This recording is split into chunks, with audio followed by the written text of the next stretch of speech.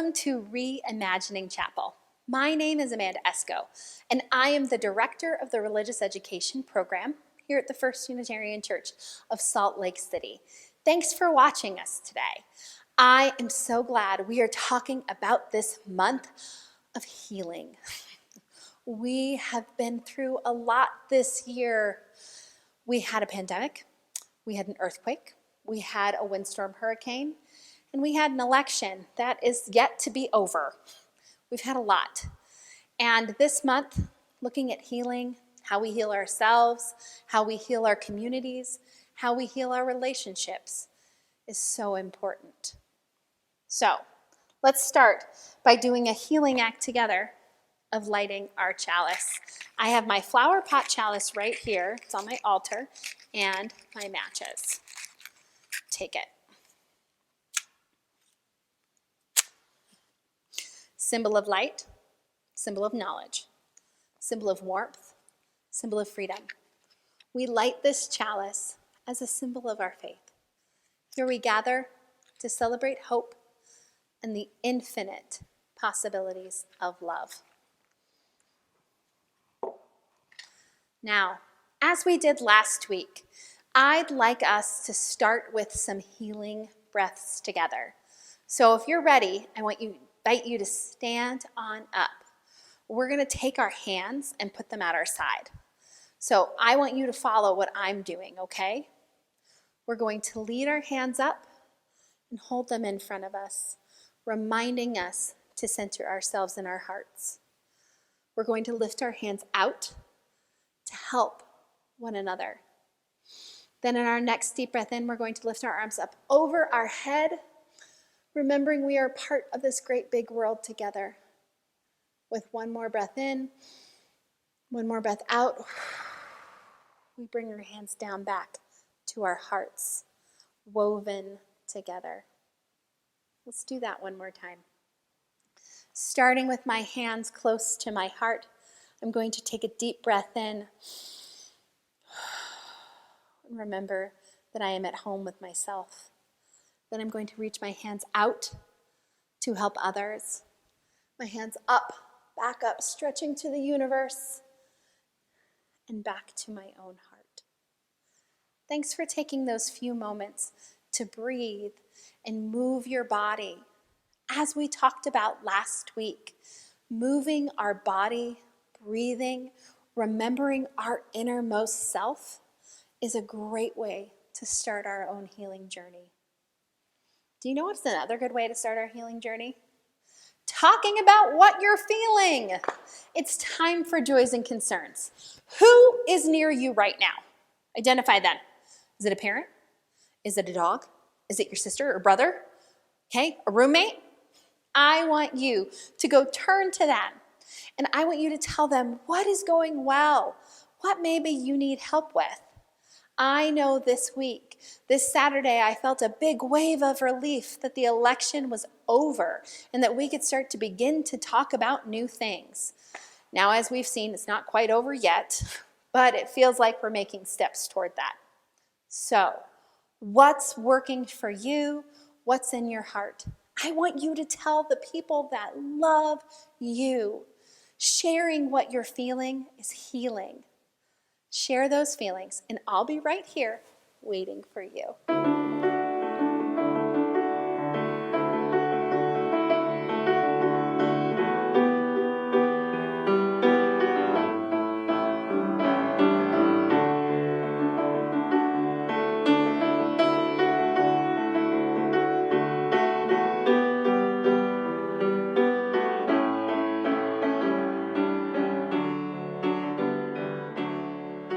Thank you for sharing your joys and concerns with the people that love you. I promise you, they want to hear about it. They want to hear about what's in your hearts and what's in your minds. So, way to be brave and share it with them. Now, I am going to tell you about our UU of the week. And this is a particular favorite UU of mine. So, sit on in, get ready. Thanks for listening.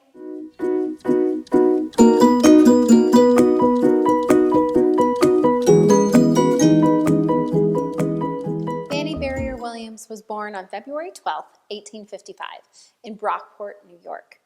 She was born 6 years before the end of the Civil War, and her family was one of only a handful of Black families in their town. Her parents were active in the community, being leaders at the local First Baptist Church. Fannie was bright, smart, energetic, and loved being with other people. She attended the local public school with her brother and sister. Their life in Brockport was unique. Unlike most of the country, Brockport was not segregated, and children of color and white children often played together, went to school together, and worshiped together. According to reports, Fannie was actually unaware of the racial prejudice and segregation that persisted throughout our country. She attended the University of SUNY in Brockport. She became the very first Black person to graduate from the university. After graduation, her parents' friend, Frederick Douglass, invited her to become a teacher and help him in his work in the South. Frederick Douglass was leading the charge to create schools in the South for Black children of formerly enslaved people. Fannie was so inspired by this work that she chose to finish getting her teaching license and began teaching in the South. This was the first time that she had ever encountered segregation, assault, and intimidation that ran rampant throughout the South at this time.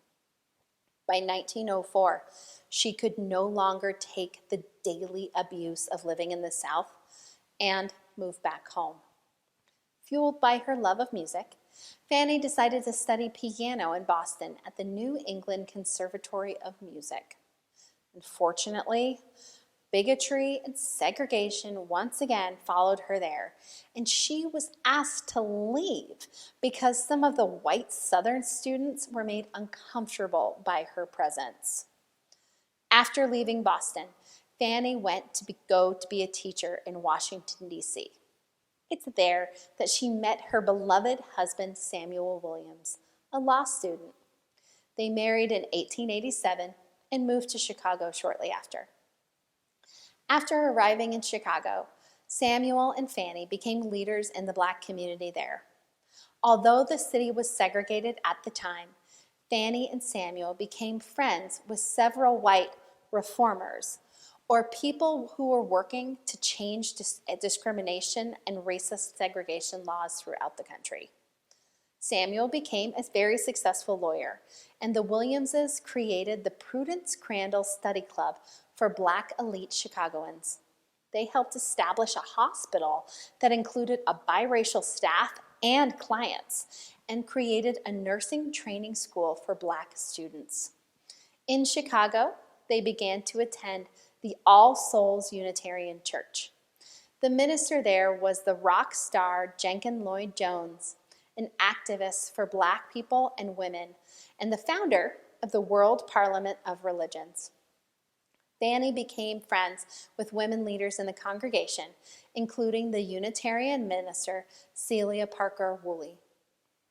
Fannie began to write and speak about the importance of education in the Black community, specifically for Black women. As a social activist and speaker, Fannie used the platform she was given to talk about the importance of equality and supporting formerly enslaved people financially, educationally, and spiritually. Fannie and Samuel were friends with many prominent Black artists and thinkers, learners, and activists of the time, such as Booker T. Washington, W.E.B. Du Bois, and their old friend, Frederick Douglass. While all of these progressives did not always agree, the Williamses always remained on good terms with them all. Fannie began to work tirelessly for the right for women to vote. She spoke wherever she was invited on the importance of this issue, including women, especially Black women, to be able to vote. When Susan B. Anthony died in 1907, Fannie was the only person of color invited to speak and give a eulogy at the National American Women's Suffrage Association meeting. As she grew older, Fannie turned toward writing. She became a reporter and contributed to several different books. Samuel died in 1921, and she expanded her work tirelessly.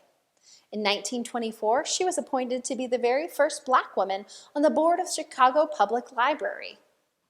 In 1926, Fannie left Chicago to return home to Brockport. Her sister was unwell and needed help. Fannie continued to live in Brockport, write, and speak. She died on March 4th, 1944. Fannie dedicated her life to speaking up for racial justice wherever she was. She encouraged others to help to create opportunities to promote equity and support for the Black community. She was dedicated to her faith and the Unitarian ideals she had found at All Souls in Chicago. May she always be remembered as a person who fought tirelessly for all those around her.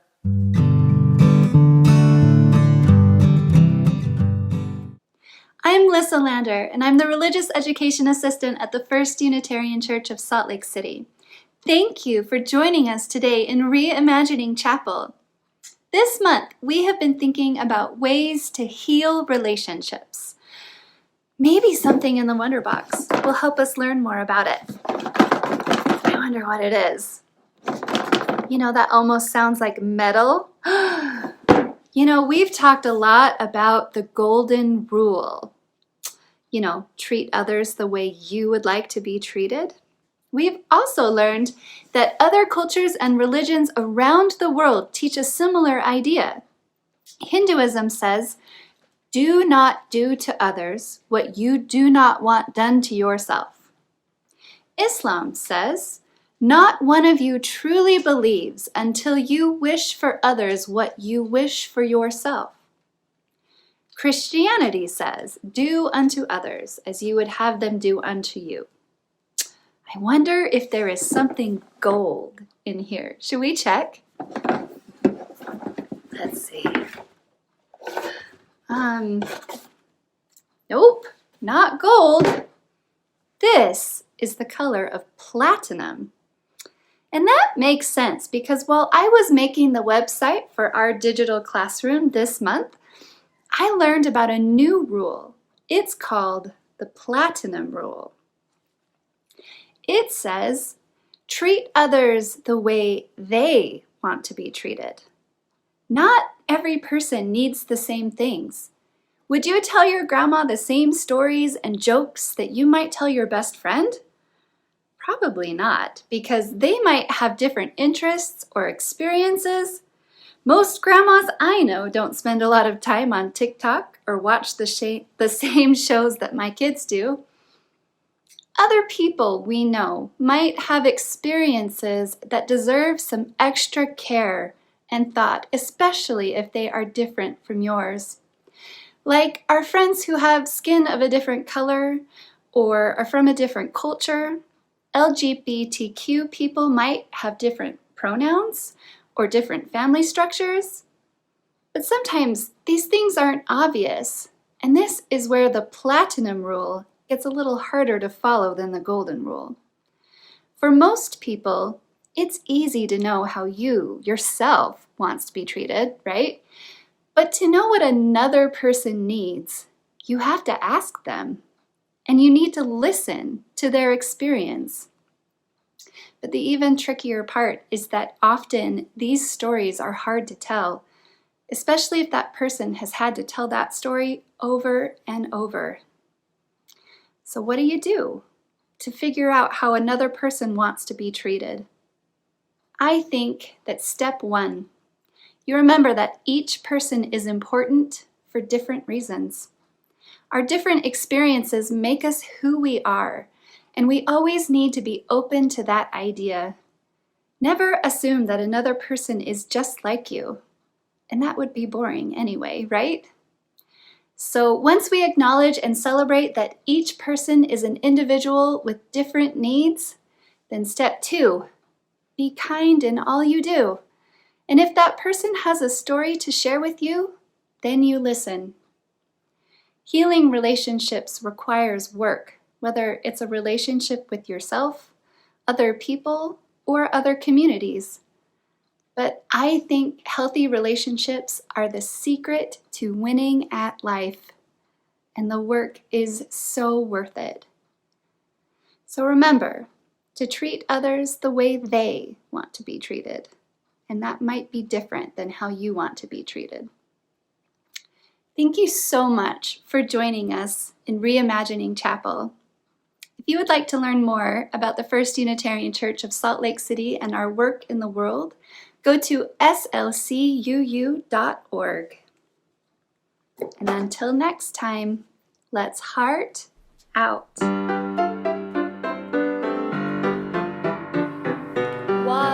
Each person is important. To be kind in all you do. 3, help each other.